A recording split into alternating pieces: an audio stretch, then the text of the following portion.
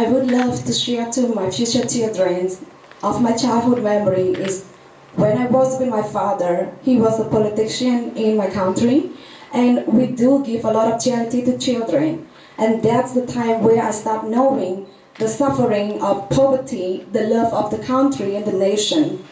And this is what I want to share to my children, because I want my children to continue the legacy of Cambodian and to love our nation and to help our people. Thank you. The lesson I do value and have learned after this day from my mother is to be a very powerful Cambodian woman. We have the courage, we have the respect that we can share to everywhere and around the world to respect us Cambodian, that we have a very good hearted. And the best lesson is that being a woman with educated and powerful when you have the purpose. That is what I learned from her. Thank you. If I would write a book about my life, it's to be passionate, to have the purpose, and to not giving up. So this is what my life of 27 been through. To never give up on what I want to be, never have fear with obstacle, keep going, because that's what will achieve your dream.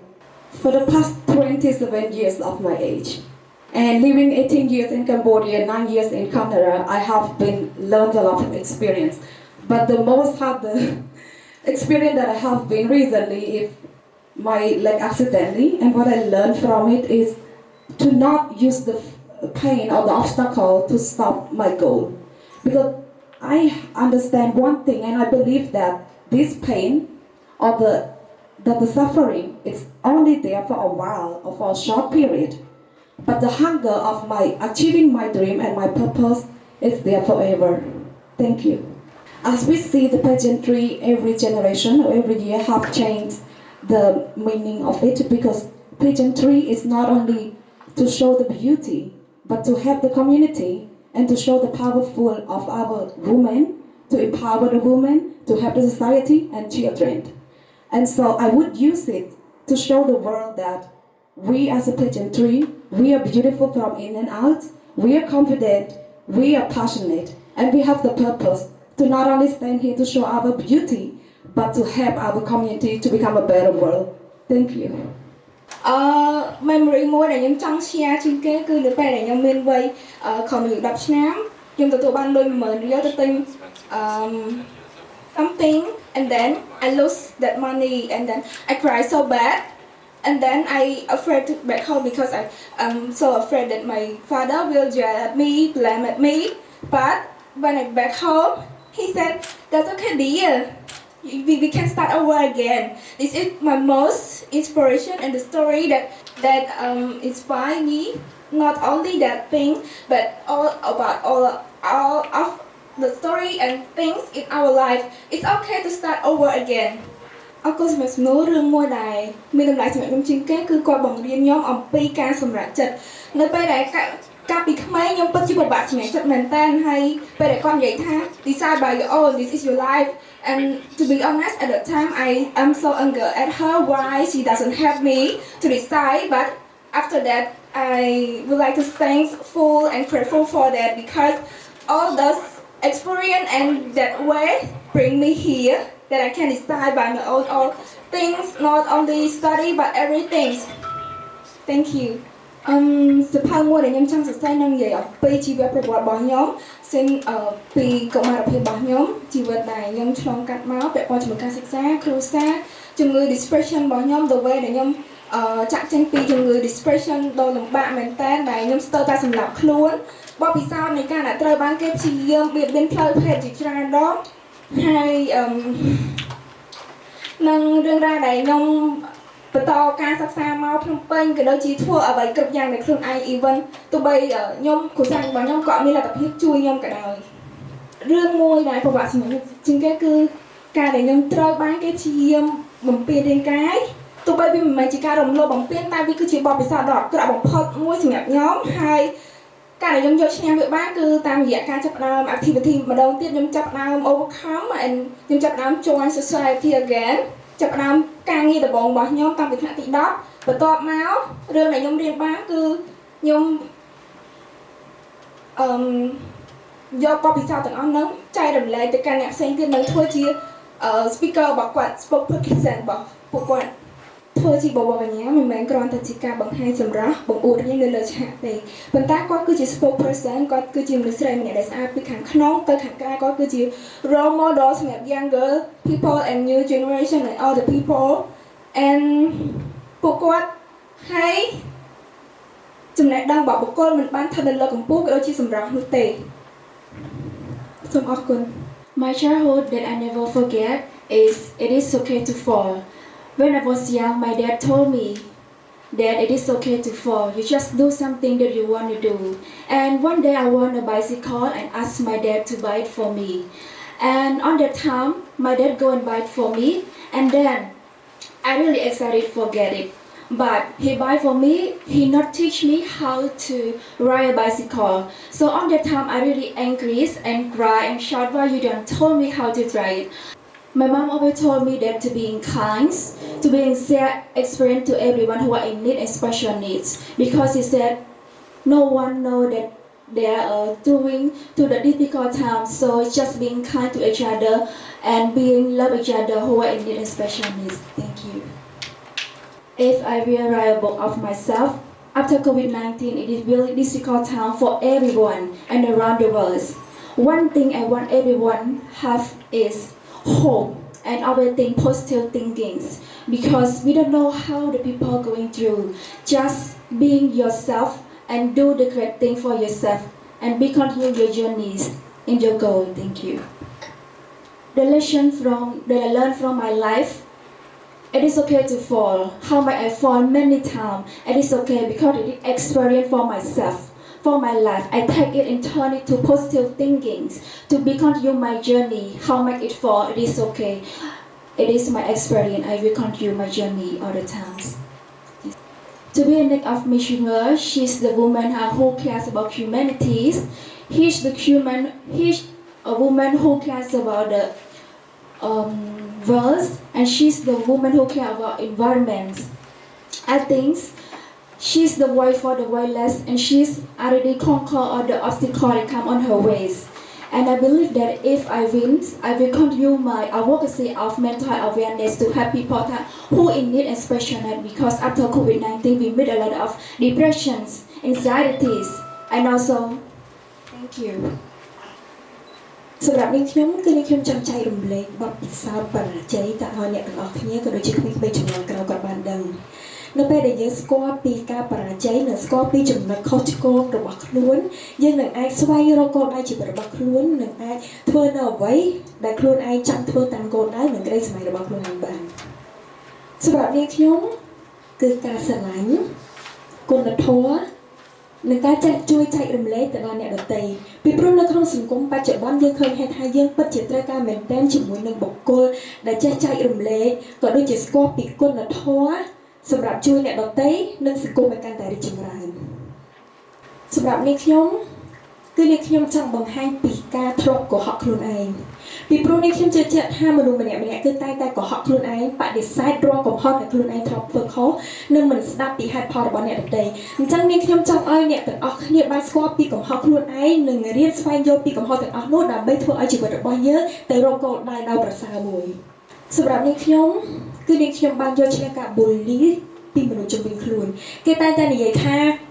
នាងខ្ញុំមានកម្ពស់ទាបនាងខ្ញុំតូចនាងខ្ញុំមិនអាចប្រើប្រាស់ភាសាអង់គ្លេសល្អបានអញ្ចឹងនាងខ្ញុំមិនអាចឈរនៅលើឆាកបបរកញ្ញាអន្តរជាតិបានទេប៉ុន្តែទាំងអស់នេះគឺបានជះឥទ្ធិពលខ្លាំងមែនទែនសម្រាប់នាងខ្ញុំដែលឲ្យនាងខ្ញុំប្រាប់ខ្លួនឯងថានាងខ្ញុំត្រូវតែជឿជាក់លើខ្លួនឯងនិងសម្រេចបំណងប្រាថ្នានៃគោលដៅដែលខ្លួនឯងចង់បានសម្រាប់នាងខ្ញុំនឹងប្រើប្រាស់ឥទ្ធិពលសម្លេងរបស់នាងខ្ញុំដើម្បីឲ្យប្រជាជនក៏ដូចជាពិភពលោកបានស្គាល់ពីភាពខ្លាំងរបស់ស្ត្រីពីព្រោះឆាកនៃវិស័យបវរកញ្ញាគឺជាឆាកដ៏ស្រស់ស្អាតមួយមិនមែនត្រឹមតែបើកបង្ហាញនៃសម្រស់នោះទេប៉ុន្តែគឺជាការបើកបង្ហាញនៅអ្វីដែលស្ត្រីគ្រប់រូបអាចធ្វើបានលើពីបុរសធ្វើបានស្ត្រីក៏ធ្វើបានដូចគ្នាអ្វីដែលខ្ញុំចង់ចែករំលែកទៅកូនខ្ញុំគឺកាលពីនៅក្មេងខ្ញុំនៅមួយប៉ាម៉ាក់ខ្ញុំ ដោយមានប៉ានិងម៉ាក់ប៉ុន្តែឥឡូវខ្ញុំអត់មានប៉ាអញ្ចឹងខ្ញុំចង់ប្រាប់គាត់ថានៅពេលដែលយើងនៅជាមួយឪពុកម្ដាយរបស់យើងគឺយើងទទួលបាននូវភាពកក់ក្ដៅយើងរីករាយនិងមានសុភមង្គលគឺភាពរឹងមាំតស៊ូនិងក្លាហានដោយសារតែម៉ាក់របស់ខ្ញុំគឺជាស្ត្រីម្នាក់ដែលអត់មានស្វាមីអីអញ្ចឹងគាត់ត្រូវតែគាត់គឺជានារីទុនខ្សោយប៉ុន្តែគាត់អាចដើរតួនាទីជាម្ដាយផងឪពុកផងគាត់អាចចិញ្ចឹមបីបាច់កូនថែរក្សាកូនផ្ដល់ភាពកក់ក្ដៅដល់កូនបានយ៉ាងល្អទោះជាខ្ញុំអត់មានឪពុកប៉ុន្តែខ្ញុំអាចទទួលភាពកក់ក្ដៅពីម៉ាក់របស់ខ្ញុំហើយរឿងម៉ាក់របស់ខ្ញុំដូចម៉ាក់របស់ខ្ញុំគាត់ក្លាហានគាត់រឹងមាំគាត់អាចតស៊ូគ្រប់បែបយ៉ាងទាំងអស់ទោះគាត់តែទទួលរងនៅសម្ពាធពីអ្នកដទៃដែលគេថាគាត់ជាស្ត្រីមេម៉ាយគាត់អាចចិញ្ចឹមកូនបានគាត់អត់អាចផ្ដល់ភាពកក់ក្ដៅដល់កូនបានប៉ុន្តែគាត់ក្លាហានគាត់រឹងមាំគាត់អាចផ្ដល់នៅពេលវេលាដល់នៅភាពកក់ក្ដៅគាត់ហើយគាត់អាចចិញ្ចឹមកូនបានឲ្យកូនបានសិក្សារៀនសូត្របានយ៉ាងល្អកាលពីមុនខ្ញុំធ្លាប់ទទួលបានការរើសអើងពីអ្នកដទៃបន្ទោសបង្អាប់ហើយខ្ញុំកាលនោះខ្ញុំអត់ចេះស្រឡាញ់ខ្លួនឯងទេហើយនៅពេលដែលមានរឿងអីមួយចឹងខ្ញុំស្អប់ខ្លួនឯងខ្ញុំអត់ស្រឡាញ់ខ្លួនឯងប៉ុន្តែខ្ញុំស្គាល់ពីខ្លួនឯងច្បាស់ខ្ញុំស្រឡាញ់ខ្លួនឯងជាងមុនហើយធ្វើឲ្យខ្ញុំកាន់តែមានភាពក្លាហានរឹងមាំដែលអាចមកប្រឡងនៅកម្មវិធីនេះបានការប្រឡងកម្មវិធី Miss Universe នោះគឺទីយើងមិនធំតែយើងមានសម្រស់ប៉ុន្តែយើងត្រូវតែមានភាពក្លាហានរឹងមាំហើយតស៊ូហើយជាពិសេសខ្ញុំចង់លើកទឹកចិត្តដល់អ្នកដែលគាត់តែមានភាពក្លាហានរឹងមាំហើយគាត់តែគិតថាគាត់នៅក្មេងពេកគាត់អត់មានសមត្ថភាពជាក់ស្ដែងខ្ញុំគឺជាបេក្ខនារីម្នាក់ដែលក្មេងជាងគេនៅកម្មវិធីនេះហើយដំបូងឡើយខ្ញុំអត់ចេះដើរទេទាំងអស់ប៉ុន្តែឥឡូវខ្ញុំអាចដើរបានខ្ញុំអាចឈរនៅទីនេះបានហើយខ្ញុំកាន់តែមានភាពតស៊ូក្លាហានជាងមុន I am independent in my family and I sacrifice everyone. I am a sister and mother and father. This we share to my children. Mom is strong, taking care, people and responsible, respect, love and kind. My mother always tell me to be honest and keep fighting with kindness. No matter what happened, they do bad to me, they hurt me, but always go back with a good heart and kind. One day, my kindness will deserve it. That's what my mom, and thank you, Mom. I love Mom. I will write my story from a little girl, very poor, start from nothing, and here I am joining my army, actress, business. This is amazing life that I've been through and a lot of things, and all those I'm not blamed. And thank you for everything happened, make me become stronger and stronger. People look down at me, no respect, make joke and laugh, rude. Always come back with my kindness, and I deserve respect from all of them. And thank you. Miss Universe Cambodia is not only a beautiful face, it's confident, unique, and responsible. I want people to understand beauty is not enough. It has to be from heart, kind, respect. It's very important. Every day what happens because people don't understand respect and they do wrong. And I support what is right for women especially. Thank you. ខ្ញុំការទីកមាភាពគឺបានទទួលភាពកក់ក្ដៅពីប៉ាម៉ាក់គាត់បានបង្រៀនភាពរឹងមាំមកកាន់ខ្ញុំបងប្អូន សរសេររៀបរាប់ពីជីវិតគឺចង់សរសេរពីកុមារភាពដែលបងអូនបានទទួលភាពកក់ក្ដៅពីគ្រួសារហើយក៏បានទទួលភាពខ្វះភាពកក់ក្ដៅពីគ្រួសារផងដែរការលំបាករបស់បងអូនការដែលបងអូនធ្លាប់ជួបគឺការបែកបាក់គ្រួសារបន្ទាប់ពីបងប្រុសខ្ញុំបានស្លាប់គឺគាត់បានបន្សល់ទុកនៅបណ្ដាញចុងក្រោយគឺចង់ឲ្យខ្ញុំមករស់នៅប្រទេសខ្មែរហើយខ្ញុំឆ្លងកាត់មកគឺវាការឈឺចាប់វាច្រើនដងហើយអ្វីដែលចង់ចែកម្លែកគឺភាពរឹងមាំការតាំងចិត្តkhi បើសិនជាខ្ញុំបានក្រុមប្រកួតប្រវត្តិកញ្ញាចក្រវាឡ2022ខ្ញុំនឹងបង្ហាញទៅពួកគាត់ថាកម្មវិធីប្រកួតសម្រស់គឺមានតែសម្រស់ចំណេះដឹងភាពវៃឆ្លាតហើយនិងភាពរឹងមាំបងអរគុណសម្រាប់ខ្ញុំកាលពីក្មេងខ្ញុំគឺជាមនុស្សមួយដែលទន់ខ្សោយប៉ុន្តែខ្ញុំបានចូលរួមនៅការហាត់ការ៉ាតេរហូតដល់ខ្ញុំបានប្រកួតជាច្រើននៅក្នុងវគ្គរហូតដល់បាននៅមេដាយសម្រិតមួយហើយវាជាមានមោទកភាពមែនតើសម្រាប់ខ្ញុំនៅវ័យក្មេងប៉ុន្តែខ្ញុំអាចធ្វើបានហើយខ្ញុំនឹងលើកយករឿងនេះឡើងដើម្បីទៅថ្ងៃអនាគតដល់ប្រាប់នៅក្មេងៗជំនាន់ក្រោយឲ្យគាត់មានភាពក្លាហាននិងរឹងមាំដូចជារូបនេះខ្ញុំសម្រាប់ការលេងកីឡាហាត់ក្បាច់កូនទាំងឡាយទាំងមនុស្សស្រីនិងមនុស្សប្រុសអរគុណThank you for me. My mom teach me how to be empowered woman, a woman who use a voice to inspire others, especially helping each other. Because I think if we helping each other, we will have a good communication. Just only not in Cambodia. We can, the world. Yes, that's it. អរគុណបងសម្រាប់ខ្ញុំចង់សរសេរជារបៀបដូចនារីវីរៈនារីដ៏ក្លាហានព្រោះដោយសារតែមនុស្សស្រីគឺត្រូវការភាពក្លាហានតែចំពោះមនុស្សស្រីដែលមានភាពរឹងមាំប៉ុន្តែខ្វះភាពក្លាហានក្នុងការហាត់ក្បាច់គុនគឺត្រូវការការលើកទឹកចិត្តនិងការគាំទ្រពីសង្គមជាតិសម្រាប់ខ្ញុំមានភាពពងខ្សោយមែនតើកាលពីតូចបងហើយដោយសារតែនៅពេលនៅក្នុងមុខកញ្ចក់គឺខ្ញុំតែងតែសួរខ្លួនឯងថាខ្ញុំជានរណា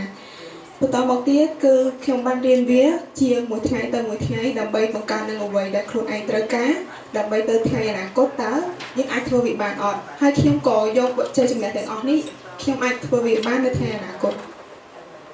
I think Miss Universe is need a woman who is in power and having encouragement and all the substance that with the real in herself. And if I was the next Miss Universe Cambodia, I would tell them that just look it in you in the mirror and you will find yourself to more confidence and you can do it by your dream will come true rather. One of the best childhood memory that I had was the family trip that I took to Sihanoukville. At the time I was lost. I was walking along the beach for half a day and I couldn't find my mother until the sun was about to set. And I was almost picked up by some random family and they were about to adopt me. But then magic happened. I found my mother and we ran like a slow motion like in the movie and we reconnected with each other. And that's when I realized that family is so important and so valuable. And no matter where you are and how far you went, always remember to come back to your root and be with your family. My mother always teach me to be kind to other people, and regardless of what people do to you, be strong. Be that tree that no matter how hard the wind blows, don't fall down. Thank you. Well, joining this pageant, I genuinely have nobody to support. My family never supported me in joining the entertainment industry, but I love it. It's a passion that I have since I was young. So I did it today because I was able to pursue education, and I'm standing here today because I took my parents' advice that no matter what you want to do in life, study, work hard with your education, take it seriously, and that you can always go back to pursue your passion. Thank you. At the age of 20, I moved to Siem Reap, and my family didn't support me to move to Siem Reap and took the job as a flight attendant. And I did it, and at the time, everybody around me dropped out of school, but I didn't. I was a full-time flight attendant, and I still managed to graduate my bachelor degree. And I think it's so important that women, we need to finish our education because without it, it's like the most important backup plan that we have for ourselves. No matter what we want to do, you always need to pursue your education. Take it seriously because at the end of the day, you will need it. Thank you. think a lot of people think that pageantry is all about the outside beauty and what you just show on social media, but it's a lot more than that. Coming to this pageant, I sacrificed so much. I have a full-time job and I have a lot of other projects holding in hands, but because I'm passionate in representing my country, I'm passionate in being here to be the voice of the many voices out there that are not loud enough to be heard, especially for the women that are not strong enough to come here and speak for themselves. So yeah, I think it's so important to come here and have a purpose. Pageantry is a platform. Thank you. ខ្ញុំចង់ចែករំលែកការពិនិត្យកុមារភាពរបស់នាងខ្ញុំដែលល្អៗគឺម្ដាយរបស់នាងខ្ញុំគឺបានអប់រំឲ្យនាងខ្ញុំខ្លាយទៅជាក្មេងម្នាក់ដែលពោរពេញទៅដោយសមត្ថភាពភាពដឹកនាំនិងភាពជឿជាក់លើខ្លួនឯងហើយអ្វីដែលខ្ញុំចង់ចែករំលែកគឺចង់ឲ្យកូនរបស់ខ្ញុំមានភាពរឹងមាំហើយមួយទៀតគឺបន្តនៅការសិក្សានៅគ្រប់គ្រាន់មិនបោះបង់នៅការសិក្សារបស់យើងហើយអ្វីដែលពិសេសនោះគឺធ្វើនឹងខ្លាចទៅជាក្មេងម្នាក់ដែលមានភាពជឿជាក់លើខ្លួនឯងស្រឡាញ់ខ្លួនឯងហើយធ្វើទៅជាក្មេងល្អនិងស្ដាប់បង្គាប់ឪពុកម្ដាយហើយនឹងខ្លាចទៅជាយុវតីនិងយុវជនម្នាក់ដែលល្អនៅក្នុងសង្គមហើយនេះខ្ញុំបដិមារបស់ខ្ញុំបានបង្រៀនខ្ញុំគឺភាពរឹងមាំនិងភាពជាអ្នកដឹកនាំហើយត្រូវចេះគោរពនិងឲ្យតម្លៃមនុស្សនៅជុំវិញខ្លួនហើយមួយទៀតគឺការធ្វើអ្វីមួយប្រកបដោយសីលធម៌និងគុណធម៌ទៅខ្លាចទៅជាស្ត្រីម្នាក់ដែលពោរពេញទៅដោយភាពជាអ្នកដឹកនាំព្រោះបាននាងខ្ញុំសរសេររឿងអ្វីនៅក្នុងសភៅគឺនាងខ្ញុំសរសេរការពីនាងខ្ញុំនៅពីក្មេងគឺនាងខ្ញុំគឺជា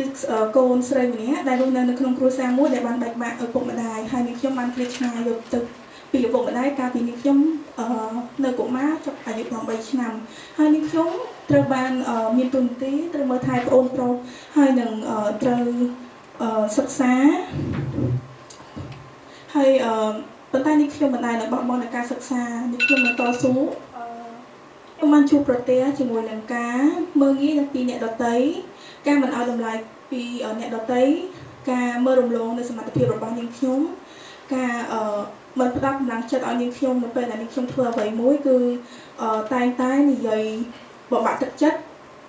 ហើយនេះហើយគឺជាមេរៀនធ្វើឲ្យនាងខ្ញុំក្លាយទៅជាស្ត្រីម្នាក់ដែលរឹងមាំនិង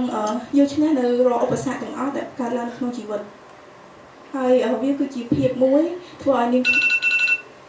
ប្រធាននាងខ្ញុំឈ្នះមកនៅក្នុងកម្មវិធីវិវត្តការបញ្ញាកម្ពុជាឆ្នាំ2022នាងខ្ញុំនឹងសម្រាប់នៅ advocacy របស់នាងខ្ញុំគឺការលើកស្ទួយនៅវិស័យអប់រំហើយនាងខ្ញុំនឹងប្រាប់ទៅមនុស្សទៅជុំវិញខ្លួនឲ្យស្រឡាញ់នៅវិស័យនេះហើយពួកគាត់អាចដាក់ពាក្យចូលរួមបានដោយសារតែវិស័យនេះគឺមិនទាមទារនៅសម្រាប់នោះទេគឺសម្រាប់មួយមុខគឺមិនអាចគ្រប់គ្រាន់គឺយើងត្រូវតែមានចំណេះដឹង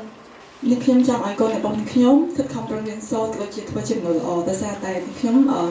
ចូលការពីក្មេងនាងខ្ញុំចូលចិត្តចែករំលែកទៅដល់អ្នកដទៃក៏ដូចជាផ្ដល់បទពិសោធន៍ល្អៗទៅដល់អ្នកដទៃដូច្នេះហើយនាងខ្ញុំចង់ឲ្យកូនខ្ញុំធ្វើដូចនាងខ្ញុំដែរបងមេរៀនដែលគាត់ចែករំលែករបស់ខ្ញុំគឺទី1គាត់ឲ្យនាងខ្ញុំធ្វើជាមនុស្សល្អជាពលរដ្ឋល្អសង្គមល្អដែលជួយឲ្យជាផលប្រយោជន៍ល្អដល់សង្គមហើយមួយទៀតគាត់បានឲ្យនាងខ្ញុំរឹងមាំក៏ដូចជាមានភាពជឿជាក់ទៅលើខ្លួនឯងហើយអ្វីដែលសំខាន់នោះគឺត្រូវជឿជាក់ទៅលើខ្លួនឯងពេលដែលខ្លួនឯងចង់ធ្វើអ្វីត្រូវតែធ្វើទៅតាមក្តីស្រមៃរបស់ខ្លួនឯងបងបើសិនជាខ្ញុំទៅសេគឺនាងខ្ញុំទៅសេពីខ្លួនខ្ញុំដែលនាងខ្ញុំនៅពីតូចដែលធ្លាប់ត្រូវគេបូលីក៏ដូចជាត្រូវគេបូលីពីរូបសម្រស់ក៏ដូចជាជាភាពរបស់នាងខ្ញុំបងហើយនាងខ្ញុំនឹងទៅសេដូចជាលើកទឹកចិត្តឲ្យមនុស្សចំណាំការដែលគាត់បានអានសៀវភៅហ្នឹងឲ្យគាត់មានភាពក្លាហានក៏ជាមានទឹកចិត្តដើម្បីតស៊ូជាមួយនឹងការដែលផ្ដល់ការដែលបូលីពីអ្នកដទៃហើយយើងត្រូវតែផ្ដល់ឲ្យគេមើលឃើញថាយើងអាចធ្វើបានក៏ដូចជាយើងមានសមត្ថភាពដែលអាចធ្វើអ្វីដែលយើងចង់ធ្វើបាននៅពេលដែលនាងខ្ញុំចូលបាក់គឺនៅពេលដែលនាងខ្ញុំបែកពីម៉ាក់ប៉ារបស់ខ្ញុំដើម្បីមករៀនជាមួយនឹងអ៊ីហើយអ្វីដែលនាងខ្ញុំមកបាក់នោះគឺនាងខ្ញុំនៅជួយធ្វើការគាត់ក៏ដូចជារៀនផងនៅពេលចឹងហើយអត់សូវមានពេលវេលាបងហើយមួយវិញទៀតក៏ត្រូវការស្វែងបន្តទីទួលប៉ុន្តែនាងខ្ញុំប្រាប់ខ្លួនឯងថានាងខ្ញុំនឹងតស៊ូវាឲ្យបានហើយអ្វីដែលនាងខ្ញុំគិតនោះគឺនាងខ្ញុំខិតខំប្រឹងរៀនសូត្រហើយនឹងយកចំណេះវាឲ្យបានអរគុណ ចាបងមកសិនជានាងខ្ញុំជប់គឺនាងខ្ញុំនឹងបញ្ចុះបញ្ចូលរបស់គាត់ឲ្យគាត់គ្រប់គ្រងនៅវិស័យមួយនេះហើយមួយទៀតនាងខ្ញុំអត់ចង់ឲ្យមានការយល់ថាការដែលចូលប្រឡងមួយនេះគឺវាអត់ល្អទេដោយសារតែនាងខ្ញុំជួបផ្ទាល់គាត់បាននិយាយថាគ្រួសារខ្ញុំគឺបដិសេធថាពេលដែលនាងខ្ញុំចូលកម្មវិធីហ្នឹងគឺអត់ល្អហើយមួយទៀតអ្នកដតីមើលមកគឺគិតថាយើងអត់ល្អអញ្ចឹងដូច្នេះហើយនាងខ្ញុំនឹងចង់បង្ហាញក៏ដូចជាបញ្យល់នៅមនុស្សជុំវិញខ្លួនរបស់នាងខ្ញុំក៏ដូចជាមនុស្សដតីដែលគាត់ធ្លាប់គិតថាការដែលចូលក្នុងវិស័យមួយហ្នឹងអត់ល្អអញ្ចឹងខ្ញុំចាសូមអរគុណចាបងខ្ញុំនៅពីទូចខ្ញុំគឺជាក្មេងស្រីម្នាក់កុំព្រាហើយខ្ញុំតស៊ូដើរបេះស្លឹក7ទៅរៀនបែបការស្នោហើយពេលខ្លះខ្ញុំដើរទៅរៀនខ្ញុំទៅសុំស្លាអង្គការរៀនដើម្បីតស៊ូមានចំណេះដឹងម្ដងរាល់ថ្ងៃហើយខ្ញុំចង់ផ្ដាំកូនខ្ញុំថាការសិក្សាគឺជាកម្លាំងចិត្តធ្វើឲ្យអភិវឌ្ឍខ្លួនឯងទៅថ្ងៃអនាគតឲ្យយើងមានភាពជោគជ័យនិងភាពរឹងមាំនិងមានសុជីវធម៌ល្អនៅក្នុងសង្គមនិយាយរួមទៅគឺការសិក្សាតែមួយមុខគឺជួយបានគ្រប់យ៉ាងទាំងអស់ចាបងខ្ញុំបានរៀនពីម្ដាយរបស់ខ្ញុំគឺភាពរឹងមាំធ្វើអំពើល្អសុជីវធម៌និងការសិក្សាម្ដាយរបស់ខ្ញុំគាត់តែងតែនិយាយថាយើងកើតមកក្រយើងម៉ាក់អត់មានអ្វីចែកខ្លួនឯងទេមានតែចំណេះដឹងសម្រាប់ឲ្យខ្លួនឯងជួយទៅដល់ថ្ងៃអនាគតហើយម្ដាយរបស់ខ្ញុំគាត់តែងតែបង្រៀនថាកូនត្រូវចេះជួយគ្នាជួយអ្នកដទៃពេលដែលអ្នកដទៃមិនទុកអីកូនត្រូវចេះចែកម្លែកបទពិសោធន៍ឬចំណេះដឹងនិយាយរួមទៅគឺស្រឡាញ់និងរាប់ចា៎បងសរសេរជាសៀវភៅខ្ញុំសរសេររៀបរាប់ពីជីវប្រវត្តិរបស់ខ្ញុំគឺជាក្មេងស្រីម្នាក់អត់មានប៉ាប៉ុន្តែខ្ញុំនៅតែតស៊ូគ្រាប់ឈរមកដល់រាល់ថ្ងៃនឹងមានចំណេះដឹងតស៊ូគ្រប់ឧបសគ្គទាំងអស់កន្លែងណាដែលមានការសិក្សា free គឺខ្ញុំទៅហើយខ្ញុំនឹងចែកម្លែកថាបើសិនជាថ្ងៃអនាគតខ្ញុំចង់បើកជាលក្ខណៈអុកកណាយសម្រាប់ជួយទៅក្មេងក្រីក្រដោយសារតែខ្ញុំក៏កើតចេញពីភាពក្រីក្រនឹងដែរចា៎បងចាបងគឺទំនុកចិត្តនិងភាពទំនួលខុសត្រូវហើយយើងត្រូវគិតថាអ្វីក៏ដោយវាបង្រៀនមេរៀននៃជីវិតយើងត្រូវបើកចិត្តទទួលបើកចិត្តឲ្យទលាយថាអ្វីក៏ដោយក៏មានឧបសគ្គបើសិនជាមិនមានឧបសគ្គយើងមិនស្គាល់ពីភាពជោគជ័យចាបងខ្ញុំនឹងព្យាយាមបញ្ចុះចូលទៅកាន់ទស្សនិកជនថាស្ត្រីខ្មែរអាចធ្វើបាន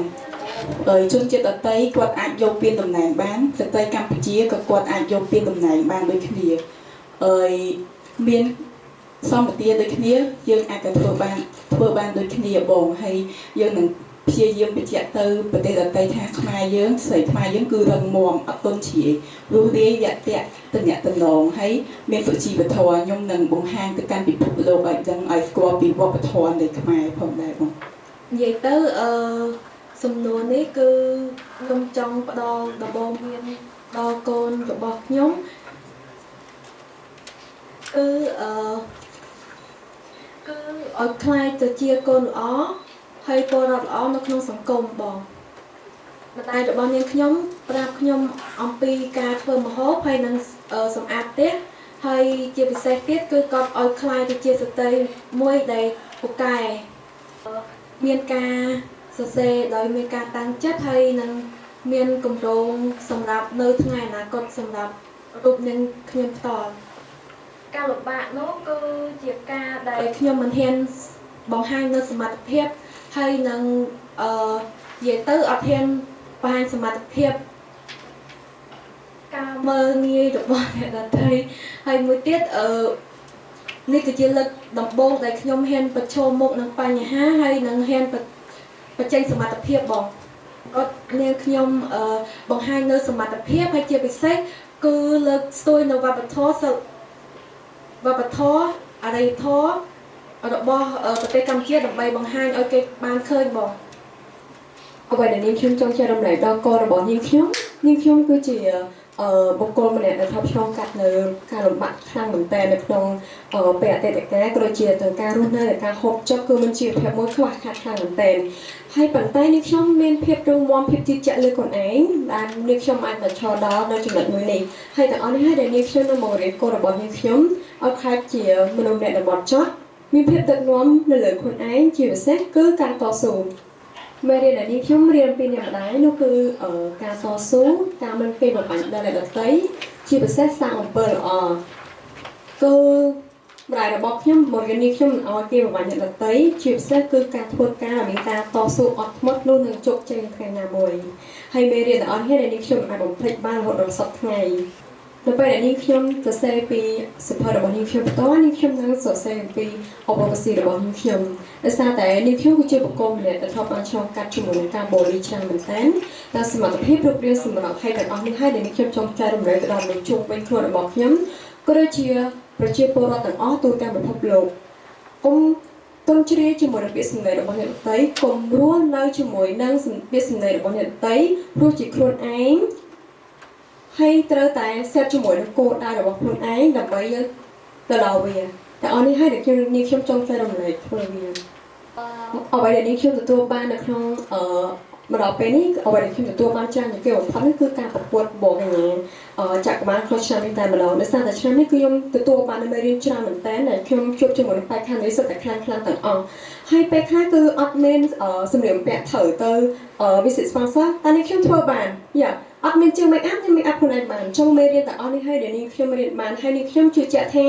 នេះខ្ញុំទទួលបែបនេះមួយឆ្នាំទៅ2ឆ្នាំនេះខ្ញុំនឹងថាជួបប្រគំម្នាក់ដែលខ្លាំងដែលខ្ញុំមិនអាចដឹងខ្លួនបានចាបងនេះខ្ញុំនឹងបញ្ចូលនៅសង្គមមួយនេះដោយប្រើប្រាស់សម្លេងរបស់នាងខ្ញុំដោយសារតែនៅពេលដែលនាងខ្ញុំខ្លាយជាវរបញ្ញាចក្រវាលនៅឆ្នាំ2022គឺសម្លេងរបស់នាងខ្ញុំពិតជាមានឥទ្ធិពលខ្លាំងមែនទែនក្នុងសង្គម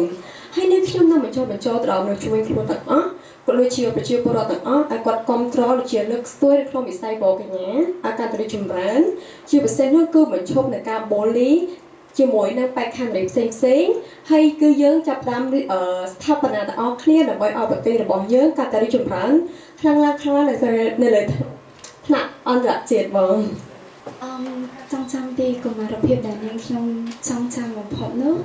គឺអ្នកម្ដាយរបស់នាងខ្ញុំឲ្យខិតខំសិក្សាកុំបោះការសិក្សាដោយសារថា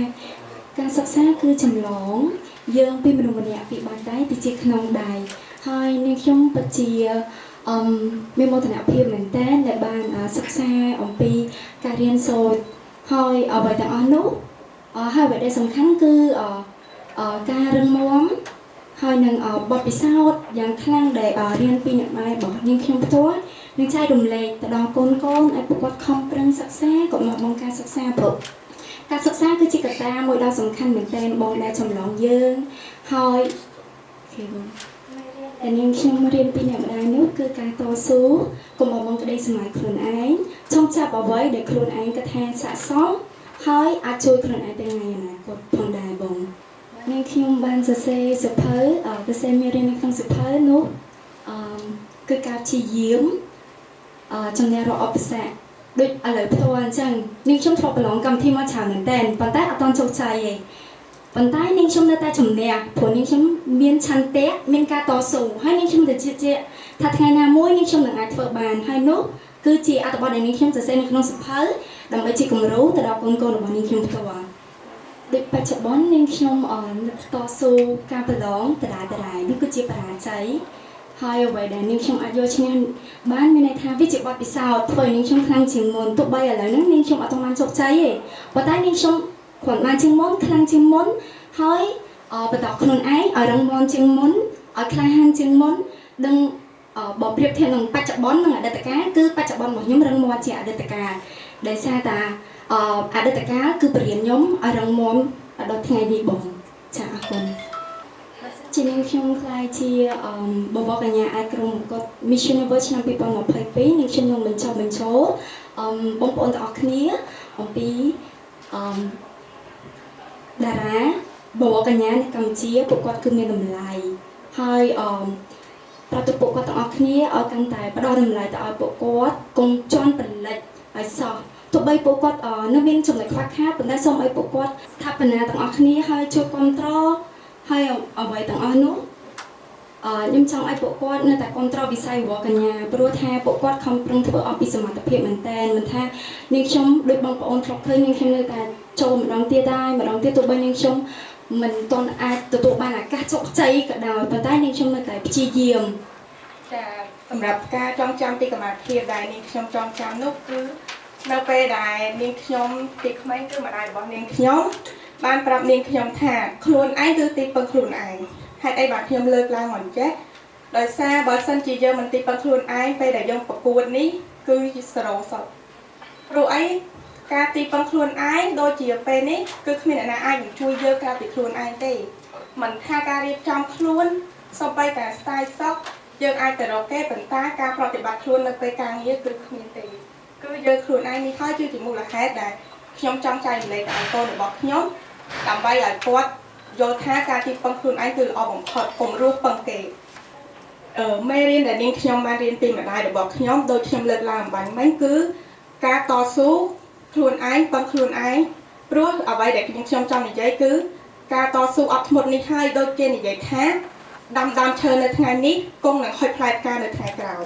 បើយើងគ្មានភាពតស៊ូនាងខ្ញុំក៏មិនអាចឈរនៅត្រង់នេះដែរព្រោះខ្ញុំជាមនុស្សម្នាក់ដែលមិនងាយចោះចាញ់នឹងបញ្ហាដូចជាបាក់ទឹកចិត្តអីដូចគ្នាខ្ញុំមិនដែលមានទេដោយសារនេះខ្ញុំជឿជាក់ថាអ្វីដែលវាអាក្រក់វានឹងត្រឡប់ពោះទៅហើយថ្ងៃថ្មីគឺជាថ្ងៃល្អសម្រាប់នេះខ្ញុំបើសិនជានេះខ្ញុំសរសេរនេះខ្ញុំនឹងសរសេរអំពីការខ្លាចទៅជាបវរកញ្ញាមួយរូបដែលមានគេឈ្មោះល្បីល្បាញហេតុអីក៏នេះខ្ញុំរើសយកហ្នឹងដោយសារតែការដែលពីក្មេងគឺនេះខ្ញុំមាន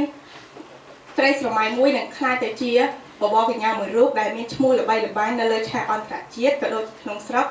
ហើយនេះខ្ញុំនឹងបន្តបំពេញក្តីស្រមៃរបស់នេះខ្ញុំចាប់ពីពេលឥឡូវនេះរហូតដល់ក្តីស្រមៃរបស់នេះខ្ញុំបានខ្លាចជាការពិតចា៎សូមភាពការលំបាកដែលនេះខ្ញុំបានជួបដោយកាលពេលកុមារភាពគឺនេះខ្ញុំមានជាភាពខ្វះខាតតម្រាំមកដល់សប្តាហ៍ថ្ងៃនេះគឺម្ដាយឪពុករបស់ខ្ញុំបានខិតខំប្រឹងប្រែងអប់រំនាងខ្ញុំខ្លាំងមែនទែនទើបធ្វើឲ្យនាងខ្ញុំមានភាពក្លាហាននិងតស៊ូជំនះគ្រប់បញ្ហាដើម្បីឲ្យនាងខ្ញុំមានជីវិតល្អប្រសើរមកដល់សប្តាហ៍ថ្ងៃនេះ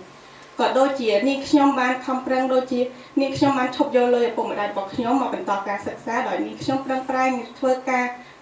ដូចជាមុខជំនួយរបស់នាងខ្ញុំទើបនាងខ្ញុំមកដល់សប្តាហ៍ថ្ងៃនេះបើសិនជានាងខ្ញុំមានឱកាសក្រុមប្រកួត Miss Universe ឆ្នាំ2022នេះនាងខ្ញុំនឹងគោរពទៅតាមគោលការណ៍ដែលក្រុមហ៊ុនបានដាក់ឲ្យក៏ដូចជាអនុវត្តប្រតិបត្តិខ្លួនទៅតាមអ្វីដែលក្រុមហ៊ុនបានដាក់ឲ្យក៏ដូចជាដើម្បីឲ្យខ្លួនឯងបានខ្លាចទៅជាបវរកញ្ញាមួយរូបហើយក៏ដូចជាចង់ឲ្យពុកម៉ែបងប្អូនទាំងអស់គ្នាមានភាពជឿជាក់ក្លាហានដូចនាងខ្ញុំនេះពេលនេះដែរថា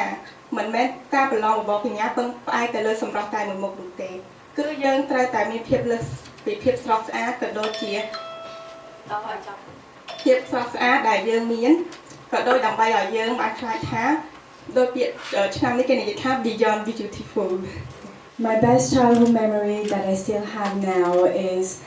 walking on the sand beaches where I was born. So I was born on an island next to Africa. So it's kind of different from others. So it's still in France, however, but I was with my family and it was really warm. And what I can say that I want my children to know is that it's important to have a warm family, to feel the love from your family, to feel the support, the warmth, and that's what gives you motivation in order to continue in the future. The lesson I learned from my mother is to not give up and always move forward. So sometimes we do meet difficulties and issues in our lives. We make mistakes, we learn from them. However, sometimes it's difficult to continue in our daily lives. And so my mom has always been my first number one supporter, giving me motivation to always move forward, continue, not giving up, even when time is really hard. Thank you. So if I was to write a book about my life, I would start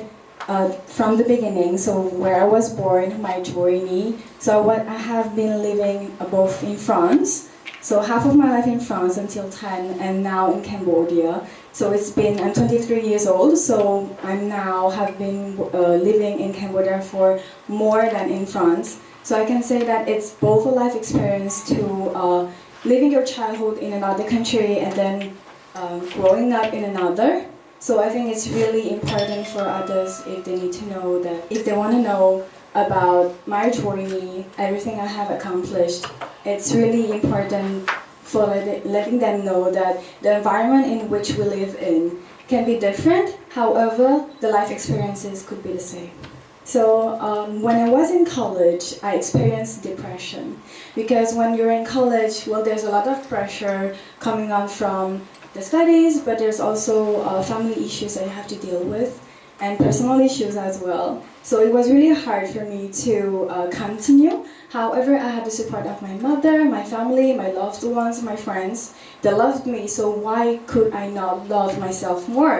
And so that's how I learned to love myself again. And this is why I am here today in front of you, joining Miss Universe.